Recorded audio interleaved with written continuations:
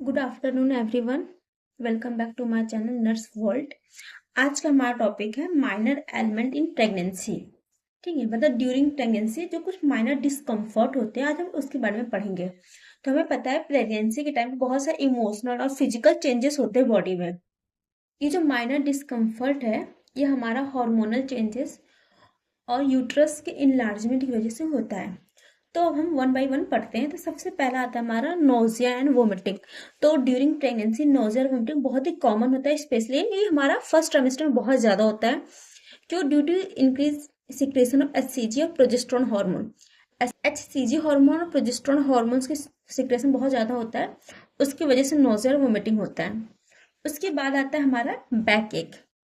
ठीक होता है एक्स्ट्रा बॉडी वेट की वजह से, जब बॉडी के पोस्चर में चेंजेस आ जाते हैं, उस चेंजेस को कहते हैं लंबर लॉर्डोसिस। ठीक है, इनवर्ट कर्वेचर हो जाता है lower part of the spine, जो कि क्या कहता है हमारे पोस्चर या फिर बॉडी के बैलेंस को मेंटेन करके रखता है।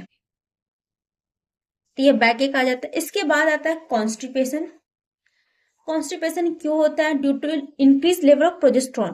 प्रोजेस्ट्रॉन का इंक्रीज लेवल हो जाता है, उसकी वजह से डिक्रीज पेरिस्टाल्सिस मूवमेंट, मतलब जीआई मोटिलिटी कम हो जाती है, और आयरन टैबलेट की वजह से। तो प्रोजेस्ट्रॉन क्या करता है, वो जो हमारे जो जितने मसल्स वगैरह होते हैं उसको रिलैक्स कर देता है, जिससे क्या होता है जीआई की मोटिलिटी उतनी अच्छे से नहीं होती है। और आयरन टैबलेट, जो आयरन होता है वो क्या करता है, जो स्टूल होता है उसको और ज्यादा ड्राई करता है, जितने वाटर उसको एब्जॉर्व कर लेता है। इसकी वजह से कॉन्स्टिपेशन होता है। इसके बाद आता है लेग क्रैम्प। लेग क्रैम्प जो होता है वो मोस्ट कॉमन लेकर देखा जाए सेकंड और थर्ड ट्राइमेस्टर में पाया जाता है, क्योंकि ड्यू टू कैल्शियम और फॉस्फोरस की डेफिशिएंसी होती है, इसकी वजह से होती है। इसके अलावा लेग, क्योंकि जैसे यूट्रस का साइज ग्रो होते जाता है तो वो जितने भी ब्लड वेसल्स होते हैं और जो नर्व्स होते हैं उस पर प्रेशर डालता है, जिसकी वजह से लेग क्रैम्प होता है।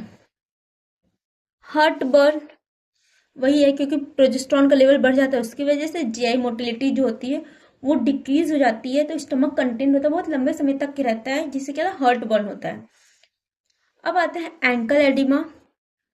इसमें कहते हैं फीट का और फिर जो एंकल होता है उसका स्वेलिंग हो जाता है। वही है कि जो ब्लड वेसल्स होते हैं उसमें ज्यादा प्रेशर होता है, क्योंकि यूट्रस का साइज ग्रो करता है तो वो ज्यादा प्रेशर लगाता है ब्लड वेसल्स पे, जिससे क्या होता है एंकल एडिमा हो जाते हैं। फिर इसके होता है पिका। पिका क्या होता है, इसमें बहुत ज्यादा फूड की क्रेविंग होती है, लेकिन non food items like clay हो गया, चौक हो गया, इसकी ज्यादा क्रेविंग होती है।